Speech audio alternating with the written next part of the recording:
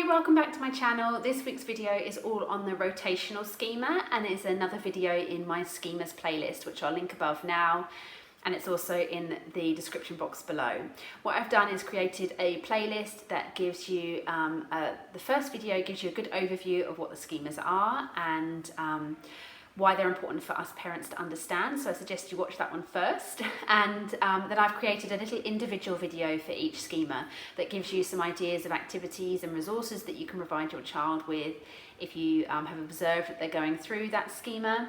And also I give you some tips and pointers on things to have out in your toy rotation, and also specific language that you'll want to reinforce if your child is going through one of those schemas, to help them understand and learn the language involved and also help to explain what they're experiencing.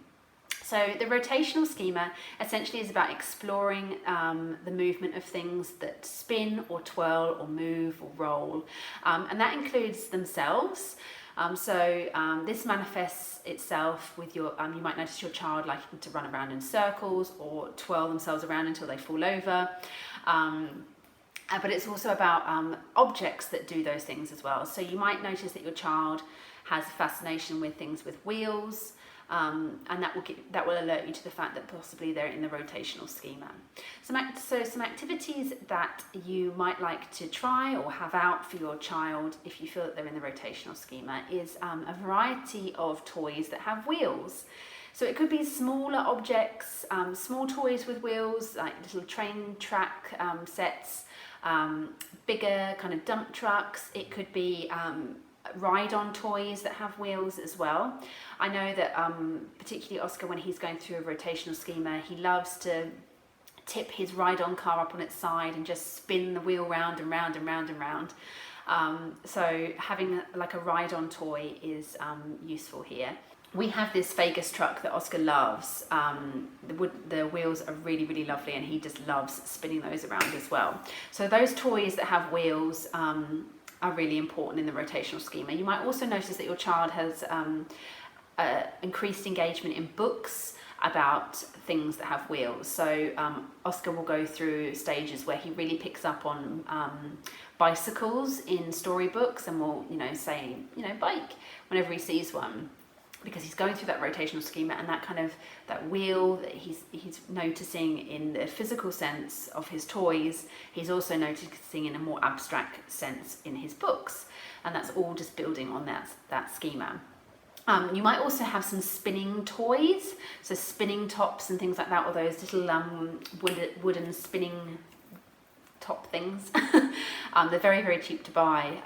Might also come into play if your child is in the rotational schema, and that can form part of your toy rotation and the things that you have on display for your child.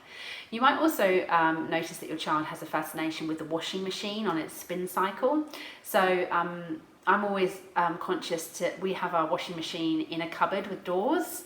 And so just leaving the doors open and letting your child watch the washing machine go round and round is helping them to explore their rotational schema. We also have a set of toys in the bath. So water wheels and cogs for bath time is a great activity for if your child is in the rotational schema, or if your weather is warmer, you could have this outside on a water table. You could have one of those little water towers where they can pour the water in and watch all the little cogs whirring around with the water.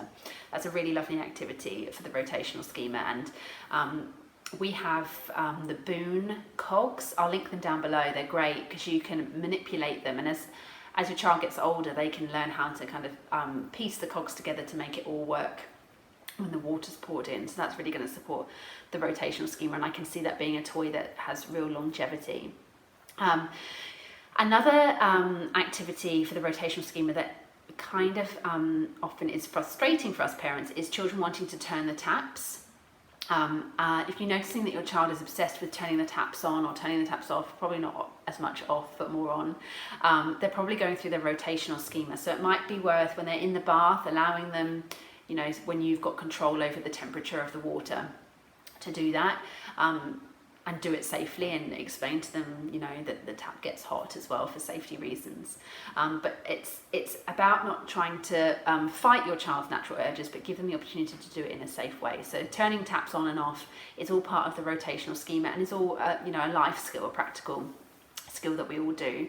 Other things you might notice your child is interested in, or you could get them involved in, is lots of cooking.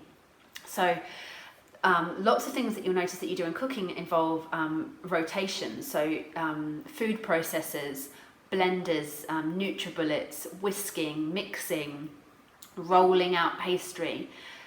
If you notice your child is in the rotational schema, lots of those things come into play because they all involve rotating, twirling, you know, swirling, mixing ingredients together, and it would be fascinating for a child in their rotational schema. Equally, you could take your child out to see things that turn, like windmills, get them involved in DIY activities with screwdrivers and turning, you know, nuts and bolts, and having their own little set of screwdrivers is also something that you could do. So things that you might want to have available if your child is in the rotational schema are things that move, not necessarily on their own, they can be propelled by the child. Hula hoops that can be, you know, rolled, toys with wheels, water wheels and things like that. Also, you might want to introduce your child to dancing with ribbons and scarves, and using that for movement, and twirling around with ribbons. You could show them a video of, you know, the gymnasts at the Olympics with the rhythmic gymnastics with the ribbons and things like that, and show them how to do that. And that would be really interesting to, you know, see the spiraling of the ribbon and things like that for a child in the rotational schema. So finally, if we look at language, that would be important to reinforce if your child is going through the rotational schema. It would be fast and slow, spin, twirl, twist, turn, all of those words that describe the movement of something in that twisting, rotating way. I really hope this video has given you some ideas to do with your child, and resources and things to have available to them, and also ways to help them experience the rotational schema in a safe way. Don't forget to go check out the other videos in this playlist, and I'll see you again soon. Bye!